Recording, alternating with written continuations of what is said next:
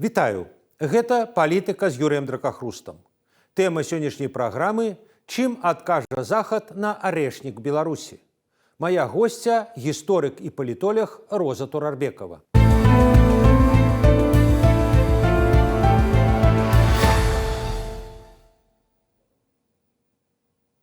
Роза, прывітанне.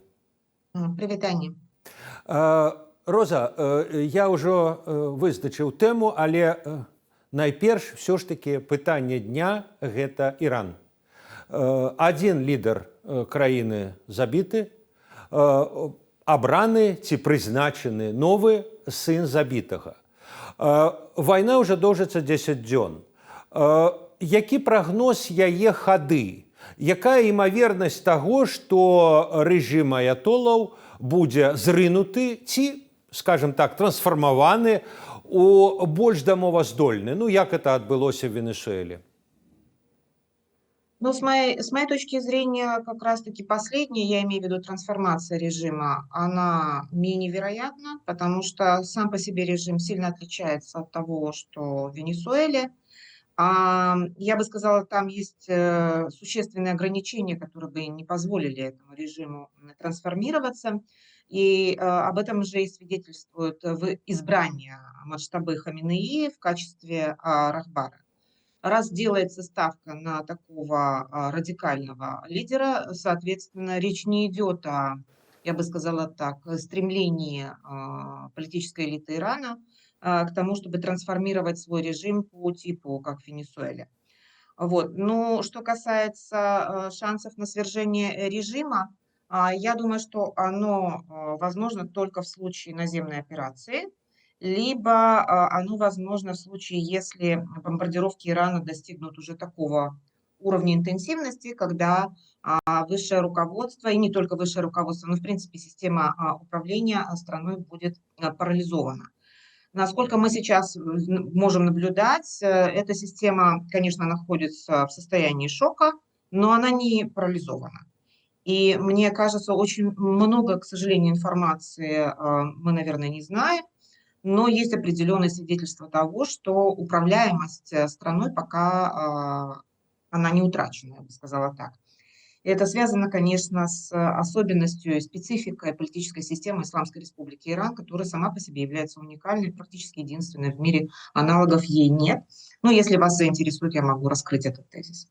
А вот як бы паводле аналогіі, пэўнай аналогіі, зразумела, з Беларусю, ну, мы памятаем, што некалькі гадоў таму Лукашенко выдаў дэкрэт пра перадачу ўлады на выпадак яго раптоўнай смерці, сыходу Радзе бяспекі. Потым гэты дэкрэт быў імплементаваны ў Канстытуцыю. Ну, вось там было распрацаван нейкі механізм на выпадак, я кажу, раптоўнага сыходу першай асобы.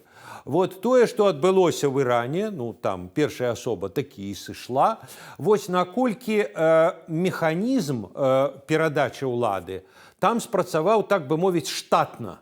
То есть вот так, як і прадугледжвалі на такі малаімаверны выпадак. І вот як бы все добра спрацавала. Ці это было даволі хаотычна насамрэч? Вот. С моей точки зрения, все-таки система передачи власти сработала. Более того, я хочу сказать, они готовились к тому, что такое возможно. Особенно для них это стало очевидно, насколько я понимаю, после июня 2025 года. Тогда вот впервые как бы эта угроза физического уничтожения высших должностных лиц в Иране, она поставила перед ними этот вопрос, и они разработали вот этот вот план, в результате которого вот был осуществлен этот переходный период, да, после того, как убили аятоллу Хаминеи, до того момента, когда избрали нового Рахбара в лице его же сына. Да. Вот этот переходный период, хоть он и длился 10 дней, но он был достаточно как бы опасный, потому что в такой момент, ну, я бы сказала так, судьба страны решается. Вот час X такой. Но, видите, они час X, по крайней мере, до сегодняшнего дня они его проходят, несмотря на очень серьезный как бы вызов, давление. Посмотрим, что будет дальше. Но то, как были проведены выборы, я имею в виду ассамблею этих муджтахидов, которые Западная пресса в основном их называет или экспертами, или там еще как-то. Это муджтахиды, это очень важно там понимать, в чем заключается разница между ними, например, и обычными там правоведами, да, обычными знатоками ислама. Вот, сумели их собрать, сумели провести выборы, сумели как бы избрать, ну, под давлением со стороны, все это отмечают, со стороны КСИР, вот этого нового Рахбара. Поэтому, ну, пока не доказывают какую-то там свою устойчивость, хотя, конечно, все происходит в достаточно таком жестком режиме. Буквально, да, угрозы физического уничтожения. Ну, вось мы памятаем, што пэўны невялікі час таму Іран страсалі велізарныя народныя пратэсты. З імі абышліся абсалютна безлітасна, то есть там людзей проста расстрэльвалі на вуліцы. І там, здаецца, лік ідзе на тысячы ці на дзесяткі тысяч забітых. Якая імавернасць таго, што вот цяпер людзі паўстануць ізноў? Паўстануць ізноў, тым больш, што як бы Трамп казаў, што вот як бы дапамога прыйдзе, ну, можна сказаць, што дапамога прыйшла. Якія шансы на тое, што ў Іране можа адбыцца ўнутранае паўстанне? Проблема заключается в том, что на сегодняшний день, наверное, те люди, которые выходили, или те, которые выжили, да, после того, как демонстрации были подавлены и расстреляны, сейчас, насколько я понимаю, для них первоочередная задача – это выжить. В условиях между репрессивным режимом и бомбардировками, я так понимаю, что для них самое главное – это выжить. Это первое. Второе, вот с моей точки зрения, критерием того, получится или не получится новая волна протестов, был вот этот временной рубеж в 40 дней после расстрела демонстраций и, соответственно, похорон. Потому что по исламской традиции, в принципе, как только обнаруживают, да, человека, погибшего, его необходимо хоронить, там, я не знаю, до захода солнца. Короче говоря, похоронные обряды произошли буквально сразу, как только их родственники смогли их все-таки найти. Вот, поэтому как раз, когда были студенческие волнения, прямо накануне самой операции воздушной, вот, они вот как раз-таки вот обозначали этот рубеж 40 дней со дня гибели этих людей, со дня гибели протестующих. Оно не переросло в массовые выступления, и это, с моей точки зрения, является признаком того, что протесты пошли на спад. Пока мой прогноз таков. Будет ли служить что-то другое триггером для массовых протестов, мне сложно судить, потому что у нас на самом деле очень мало информации того, что происходит на территории Ирана. Вот. Конечно, очень много будет решаться то, что происходит конкретно в Тегеране. Вот. И настроения именно тегеранцев будут, я думаю, определяющими в этой связи. Пока так. Роза, і якія наступствы для Беларусі гэтай вайны, якая працягваецца, і, як бы сказаў, наступствы дрэва варыянтаў? Можа быць так, можа быць эдак, могуць скінуць рэжым аятолаў, а могуць урэшце сказаць, ну, мы іх праўчылі і ўлецець, умоўна кажучы. Такое таксама магчыма. Вось. Магчыма, ўжо некаторыя наступствы ёсць для Беларусі? І пытанне ўсё ж таки, якімі они могуць быць? Ну, я бы разделила эти последствия на политические, например, да, и, условно говоря, там, экономические, там, внешнеполитические, там, можно отдельно выделять. Почему? Потому что, как вам известно, для Лукашенко в первую очередь важно поддержание политического сотрудничества и военно-технического с Ираном, с одной стороны, экономического и всякого рода иного. Это связано с определенными как бы услугами, которые оказывают эмиры, например, для не только режима Лукашенко, они этим известны, в целом для всего мира. То есть, там, например, разного рода там изгои или там разного рода там сомнительные капиталы, как раз-таки хранятся именно в этом регионе. И вы знаете, что Лукашенко сотрудничает с монархиями Персидского залива достаточно тесно. Я вот буквально в конце прошлого года делала небольшой доклад относительно Дальней Дуги. И из всех партнеров Дальней Дуги вот в странах Персидского залива ключевым являются Объединенные Арабские Эмираты. Там достаточно большой такой, я бы сказала, пакет не то чтобы торговли товарами, но услугами. И вот его поездка в Оман. Очень многие вещи, к сожалению, происходят, я бы сказала так, скрытно. У нас нет достоверной информации, но очевидно, да, что у Лукашенко есть там какие-то активы, он во что-то вкладывает или они во что-то вкладываются на территории Республики Беларусь. И вот буквально вот этот вот пакет, связанный с торговлей услугами, с Объединенными именно Арабскими Эмиратами, является, наверное, самым большим.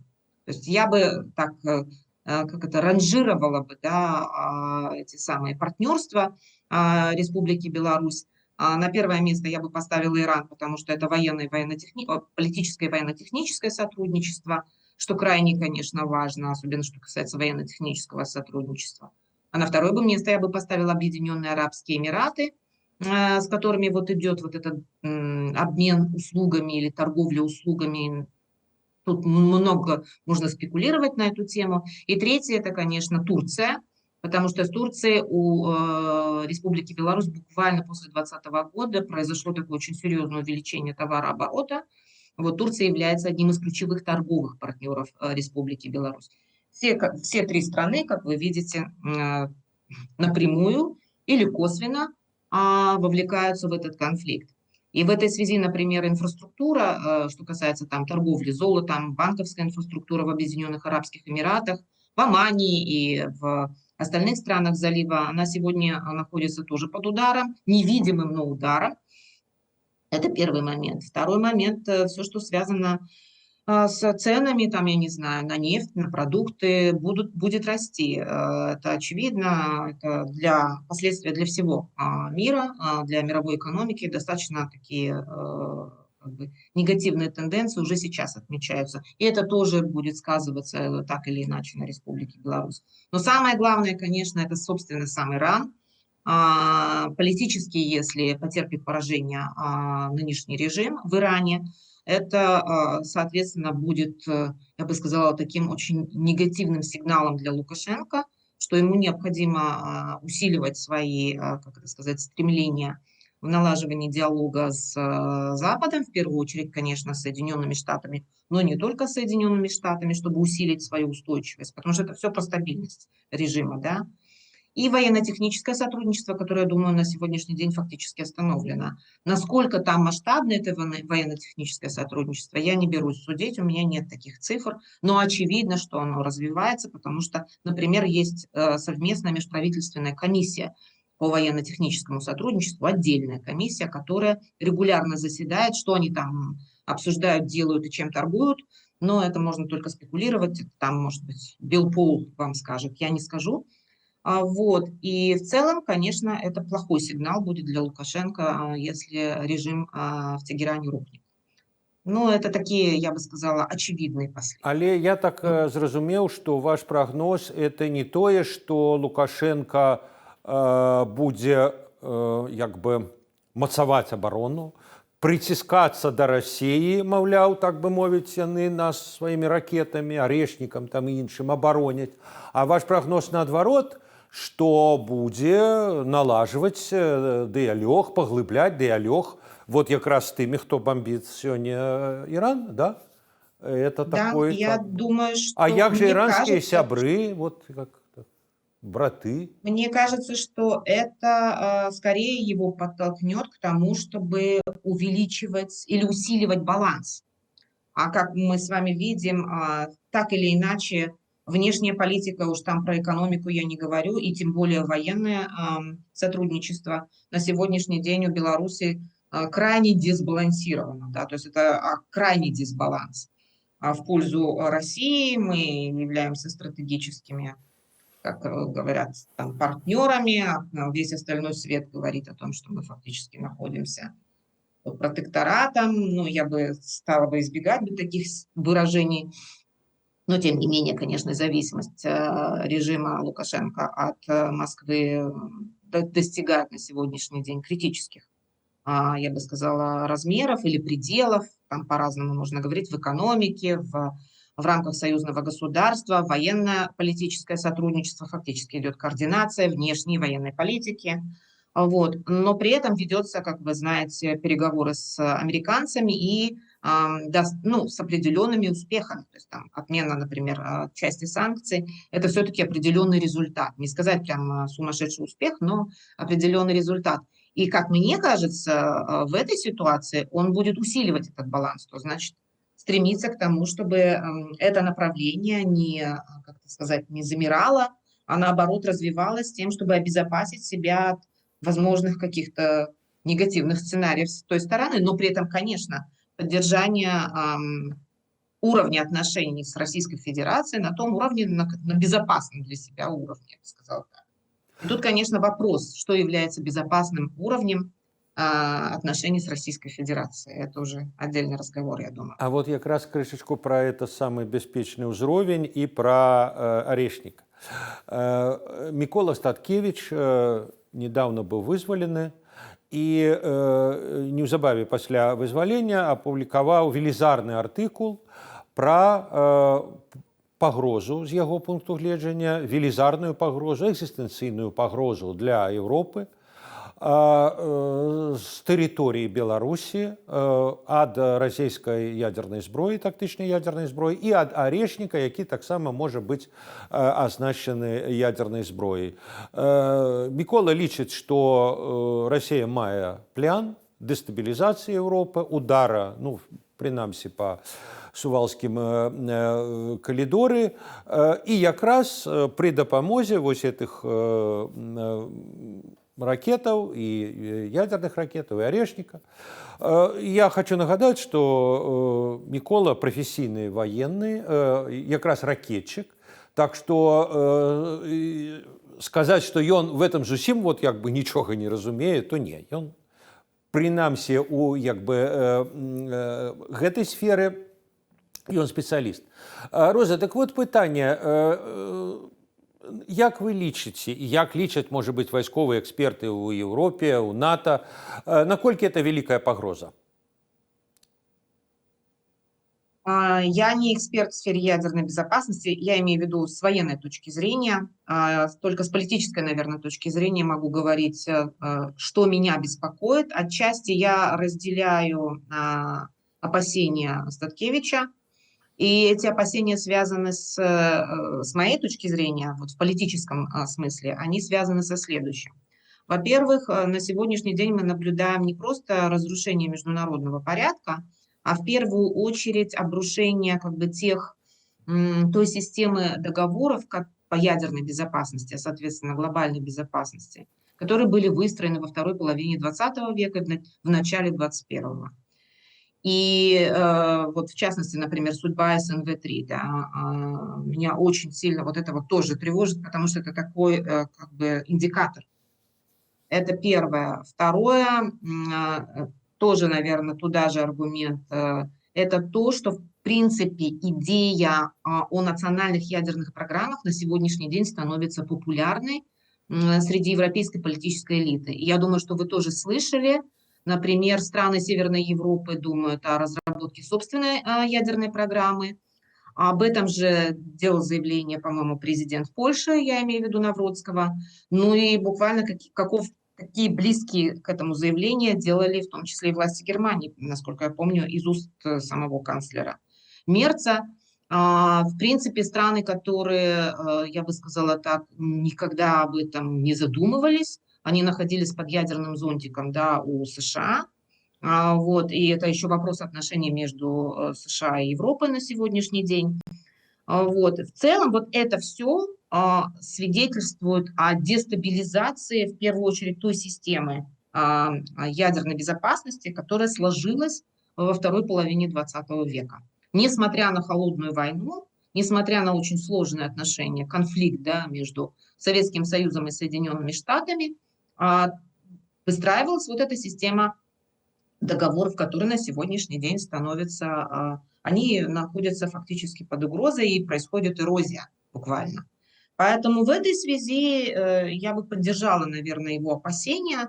Мне сложно судить с точки зрения военной там, или ракетной, но с точки зрения политической уж очень много тревожных звонков по этому поводу. При этом, я бы сказала так, хаотичность вот этих вот новых концепций, видений безопасности, которые сегодня демонстрирует, например, Европа, вот они для меня являются как раз именно индикатором того, что да, размещение тактического ядерного оружия на территории Республики Беларусь, и не приведи Господи, еще его использование, возможно, ставит и под удар Республику Беларусь, особенно когда речь идет, вы же знаете, о разного рода там стратегических играх, вот, и рассматривается ли что-либо, какая-либо территория в качестве театра военных действий. Очевидно, что Республика Беларусь опять попадает вот под эту категорию буквально, да, театр военных действий. Если, конечно, подтвердится то, что Орешник размещен действительно на территории Республики Беларусь, там заступил, да, на боевой расчет, потому что на сегодняшний день по этому поводу нет определенной уверенности, что это так. Вот. И вы видите еще, помимо всего прочего, этот сюжет разыгрывается в том числе президентом Зеленским. Он с помощью вот риторики относительно Орешника, я бы сказала так, предупреждает Европу о том, что она должна быть очень внимательна к тому, что происходит на территории Республики Беларусь. Но Ну тут, да. видите, надо отделить еще, как это сказать, разного рода информационные игры от того, что происходит в реальности. С этим сейчас очень сложно бывает. А от Идентификация. якраз наконт рэальнасці. Справа ў тым, што напрыканцы 24-го году, калі Путін прыязджаў у Мінск, і Лукашенко побач з ім стаяў, і вот мы просім Расею размясціць Арешнік, тады же давалось тлумачэнне такое, што НАТО ў 24 годзе абвясціла, што збіраюцца размясціць амерыканскія ракеты таксама сярэдняй дальнасці у Нямецчыне. Збіраюцца размясціць 26 годзе. І тады і Путін і Лукашенко казалі: ай-яй-яй, значыць, Пентагон там брэсае, бразгае зброяй, а мы вот, значыць, Арешнік. І Арешнік размясцілі. Так выглядае, прынамсі заявляю, у 25 годзе. Прыйшоў 26 год. Як там з амерыканскімі ракетамі сярэдняй далёкасці? Яны прыйшлі ўжо ў Нямецчыну, іх рыхтуюць. Вот якая сітуацыя? Так атрымалася, што как бы рэакцыя апярэдзіла стымул. Амерыканскіх ракет яшчэ, я так разумею, няма, хаця, можа, і ёсць, вы, можа, лепш ведаеце. А вот Арешнік уже нібыта ёсць, хаця таксама, можа, няма. А вот як з амерыканскімі ракетамі? Видите, вы говорите о 24-м годе, а проблема заключается в том, что кардинально изменилась внешняя политика Соединенных Штатов в связи с приходом новой администрации. И как бы отношения между Соединенными Штатами и Европой на сегодняшний день пересматриваются. Ну, там, несмотря на заявление о том, что они все еще остаются в НАТО, но видите, на сегодняшний день у меня нет информации относительно намерения размещения ракет средней дальности на территории Германии. И их никаких больше других свидетельств в открытых публичных источниках мы не получаем. Я не видела, по крайней мере. Вот. Ну да, вот такая ситуация достаточно, специфическая. Но я бы здесь еще хотела бы обратить ваше внимание на этот договор, о гарантиях безопасности, который был подписан и ратифицирован, да, между Беларусью и Россией. Там как раз вот и говорится об условиях использования тактического ядерного оружия, или, вернее сказать, о причинах, которые могут повлечь за собой это использование. И это трактуется слишком широко. Поэтому вот то, о чем говорил Статкевич, он, по-моему, говорил о превентивном, да, ударе, если мне не изменяет память, вот в своем большом своей этой большой публикации. Вот, вполне возможно, потому что то, что я читала в договор, я имею в виду этот договор о гарантиях безопасности, там очень расплывчато описаны причины. То есть буквально все может стать причиной для того, чтобы использовать Орешник. Вот это да, это выглядит угрожающе. Хотя, опять-таки, проблема заключается в том, что здесь является правдой и истинным намерением, а что здесь является как-то там наносным или там, пропагандистским шагом, сложно сказать. Вот даже история с этим договором о гарантиях безопасности является странной. Ну, могу раскрыть дальше, если интересно. Роза, ну а Договор вот на ходу все-таки менялся. давайте вернемся до Орешника.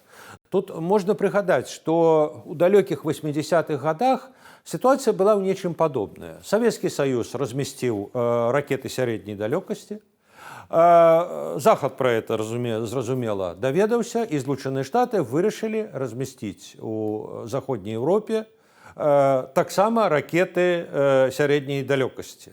Гэта выклікала там скандалы, спрэчкі, але ўрэшце рэшт пасля прыхода Рейгана в 1987 годзе, пасля прыхода Рейгана і Гарбачова, быў заключаны так званы нулявы варыянт.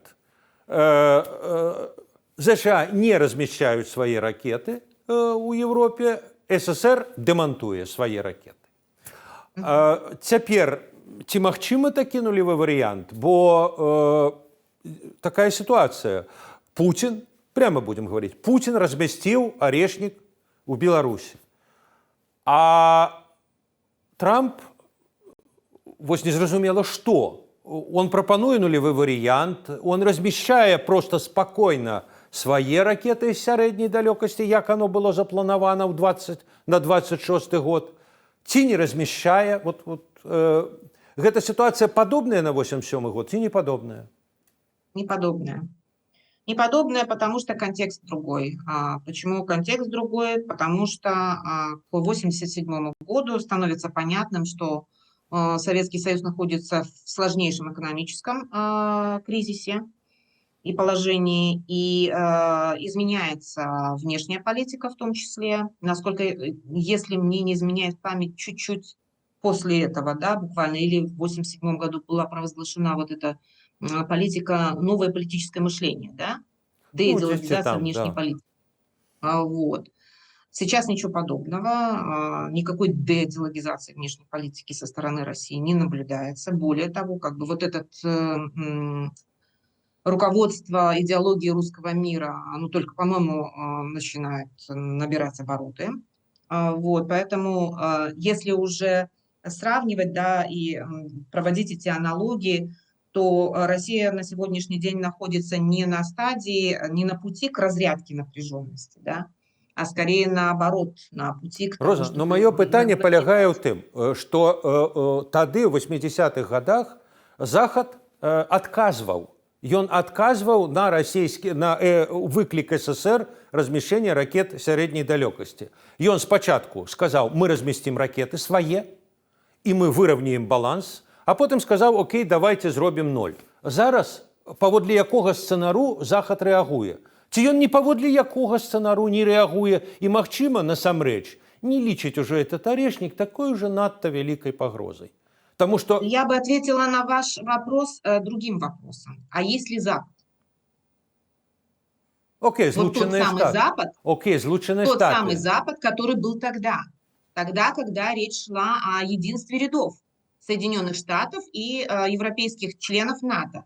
Сегодня он есть.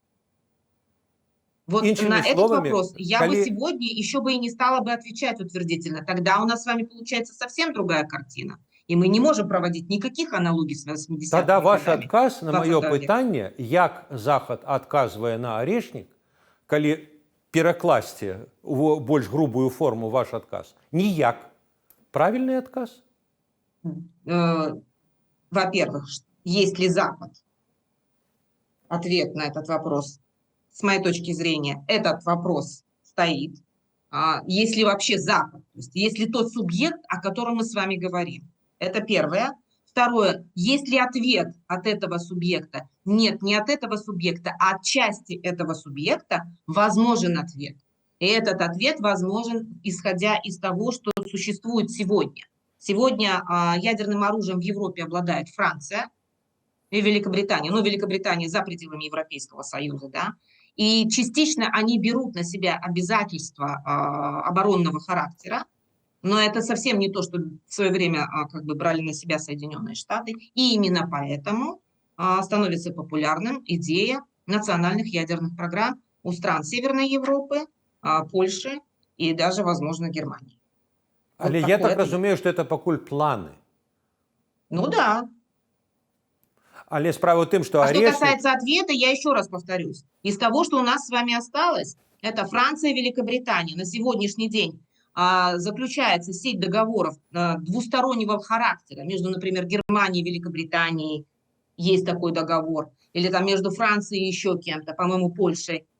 Готовится, по-моему, такой договор. Но я не берусь судить, надо более внимательно за этим смотреть. Это такой ситуативный отказ. Вместо того, что могло бы быть, как если бы это было в 80-е годы 20 века. Вот такой мой ответ на сегодня. Роза, і напрыканцы апошняе пытанне, вы ўжо закраналі, казалі пра Расію. Вы в мінулым годзе ў снежні апублікавалі такое грунтоўнае даследаванне тэндэнцыі ў беларуска-расійскіх адносінах. Вось на ваш погляд, як бы, чаго можна чакаць в гэтых адносінах у 26-м годзе? А 26-й год является завершающим годом второго этапа так называемой интеграции. И надо смотреть просто на этот план интеграции, что было запланировано. Они планируют развивать дальше, в первую очередь, милитаризацию, да, промышленной кооперации. Это первое. Второе, это много то, чего хотел получить Лукашенко, он не получает. Исходя из этого второго плана, произошли изменения. И третье, это, конечно, вопрос о создании новых наднациональных органов. Это то, что мы с вами можем ожидать. Вот. Ну и, конечно, распространение идеологии русского мира. Вот они его завершают в 26 году, и в 26 году они должны были бы уже, по идее, разработать третий план интеграции, в кавычках интеграции. И, как вы знаете, вот буквально последняя встреча с Лукашенко с Путиным в рамках вот этого Высшего государственного совета, они там обозначили новых 14 направлений. Из этих 14 новых направлений, скорее всего, часть старых направлений, часть будет новых направлений. Что будет, никто не знает, пока мы с вами не увидим документы. Все со слов, как говорится. Что-то там про безопасность, в основном про информационную безопасность. И больше ничего там существенного я не услышала. Вот. Ну, что сказать по поводу прогнозов?